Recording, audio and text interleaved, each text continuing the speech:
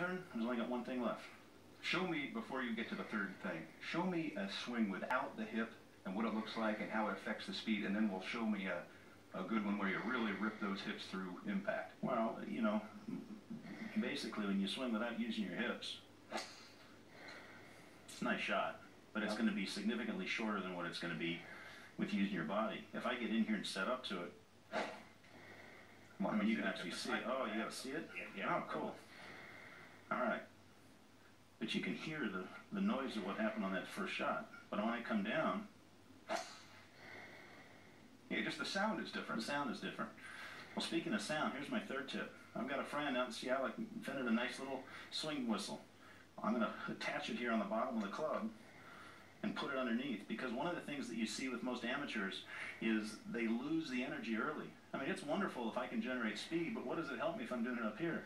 So with this whistle down here, hear it? Now you can hear it out here. So I'll do this with you know, amateur golfers. This is a great, fantastic little aid to teach them where speed should be generated. And if it's done early, I mean, great, it's up here, but you're not going to have any of it used down here. So speed, power, all the stuff we're talking about our hips, it only is relevant if it's generated at the right spot in the swing. So this swing whistle does a nice job of promoting and creating the feeling for that. Yeah, I like hearing that whistle over on this side of the swing. That side of the ball. Very important. That's good. And if the folks at home don't have the whistle or don't have it immediately, you can even turn the club over and hear that whoosh. Turn it upside down and generate it with the grip of the club. But regardless, you're teaching yourself, where do I want my speed? Where do I want my energy? I never want it early, because you see most amateurs, they get it up to the top, and then they go, I got to kill it. And all the energy goes here. It usually comes from the right side. The club gets thrown.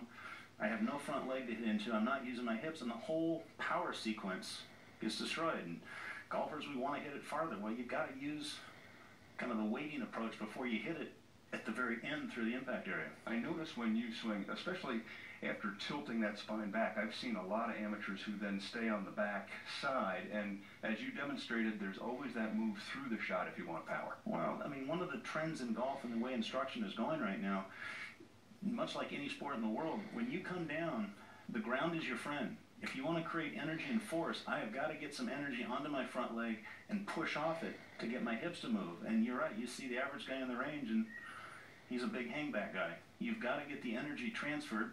That delays the club head, and then when your hips go, you can hear where the whistle is. It's out this way, and without that secret little move where you kind of bump and clear, it's pretty hard not to do some fishing in the swing.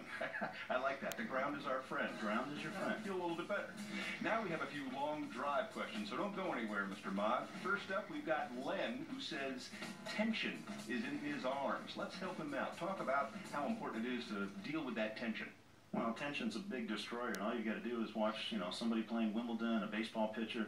They're trying to get all relaxed and soft so they can generate everything at the end of the golf swing.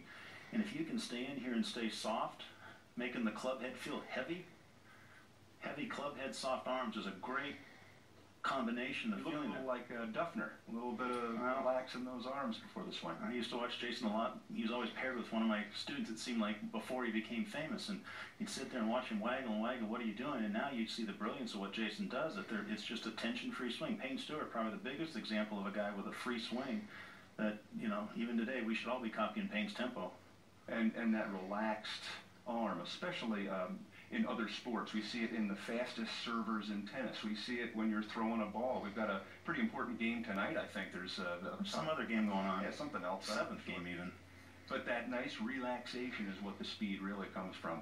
Let's see. Now, we've got some more action coming up here. The same post, Denny, he's looking for drills for club head speed. We've been talking a lot about it, but we've been talking more up in here. What's another way to get some speed with your swing? Well, I love the whistle thing, which we just kind of showed you here, and trying to figure out where's the speed going to come from. You know, a great little short drill to do is just to make some baseball steps. I guess we're allowed to do that with Game 7 tonight, just to feel like you're creating a small step forward. I've had D.A. Points do this several years ago, and it's just a good way to generate good force through the shot and feeling like you're making a little small step just to feel the energy starting to go forward. But I think one thing we've all got to remember, speed is no good if it's not at the right time. If speed's down somewhere at or through impact, then it's our friend. If speed is early it doesn't going to help us do a whole lot. I think there's some things we can take a look at. That's the club. The body is our friend. Okay, ultimately, we need to find in our body, and I think if we do almost borrow some fitness, you want to help me do a little drill? Yeah, let's do it. All right, let's